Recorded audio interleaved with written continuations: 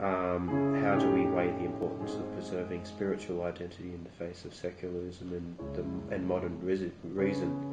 Yeah. And I was distinguishing between trying to suppress some kind of identity that someone has, or some kind of set of beliefs they have, or some set of moral judgments that they have. It's one thing to say we should not try to suppress that through state power, and I totally believe that. We should not try to suppress those things through state power. It's another thing to say that it's a tragedy if a religion dies out. I don't think it's a tragedy that no one believes in the Greek gods anymore. I don't think it's a tragedy that no one believes in the Norse gods anymore. I don't think it would be a tragedy if no one believed in Christianity anymore. I don't think it would be a tragedy if no one believes in astrology anymore. I think it's unrealistic to think that we'll be able to just eradicate religions anyway.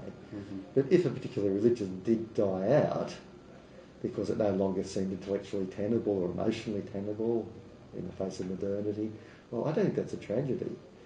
If people who currently think that it's a sin to use contraception no longer think it's a sin to use contraception, what's lost? You know? It's a crazy idea that some of these people have. If no one believes that anymore, where's the tragedy? You know, if no one believes anymore in, I don't know, whatever traditional set of beliefs you want to name, I don't see it's a tragedy that people are no longer going around with these false worldviews. Yeah, okay, so if the worldviews don't have to be aligned with what they've done through tradition. Like I know a lot of people who are traditionally Catholic that are not really Catholic people. Yeah, okay. You know, they have parties on the weekend Catholics. and they do what they like. You know, Cultural Catholics. Yeah.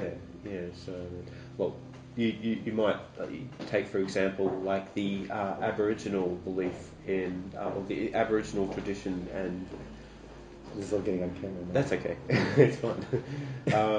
The Aboriginal Dreamtime and their belief in that and their history in that. They don't want to lose their history. They don't want to lose where they came from and their culture behind them.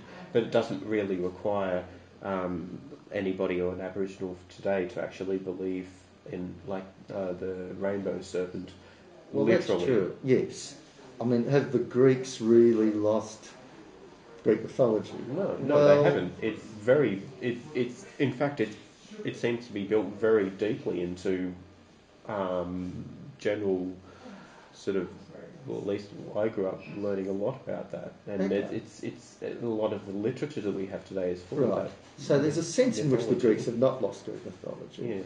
So you can comparatively study them. Yes, but there's a sense in which they have. I mean, we should admit that there is a sense in which they have, in the sense that no one really believes those myths anymore. No one really believes anymore. Very, very few people, maybe there's an eccentric person somewhere, very, very few people believe in the existence of Zeus or Athena or Aphrodite or Hera or any of those gods, right? So in a sense you might say that has been lost as a viable worldview, but whatever wisdom and whatever aesthetic, delight exists in that body of mythology, that has not been lost. The myths are still there to be studied, to permeate the culture, to be celebrated in various ways. And I don't want to lose that either. But I don't think it's a tragedy that no one literally believes them anymore. And that nobody believes perhaps in the morality of the ancient Greek warriors. The kind of warrior morality that comes across in the Iliad is not something that we necessarily want to encourage in modern society. I don't think it's a tragedy that people no longer want to prove their arete, their excellence, by going out and slaughtering people on the battlefield. Yeah, glory in battle. Okay.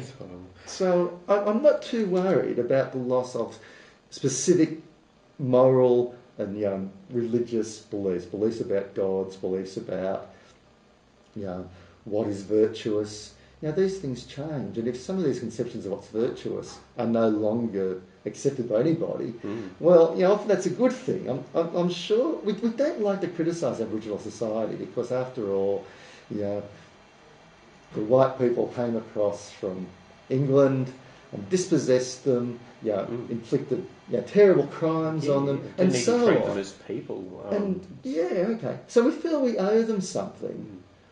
And we feel this great sensitivity about their culture and so on. We feel enormous goodwill towards them if we're good-hearted people. Yeah. But that makes us reticent about criticising their beliefs. It makes us reticent to say their beliefs are wrong, for example. Yeah, you don't Or want to that- insult them. Yes, but the fact is their beliefs are wrong. Right?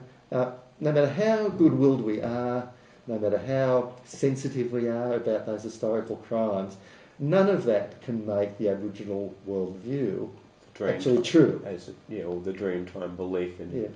Yeah. And I think in a way we're disrespecting them if we're saying that they don't have an entitlement to, to go beyond those beliefs, and to, to adopt a secular viewpoint, a viewpoint more like what modern Greeks have towards Greek mythology. Mm-hmm. Thinking that because we feel goodwill towards them, if we're decent people, that we should therefore want them to continue believing what their ancestors did. That to me it's almost a kind of dehumanisation of them. It's a sentimentalisation of Aboriginal culture, which is actually quite offensive. Mm.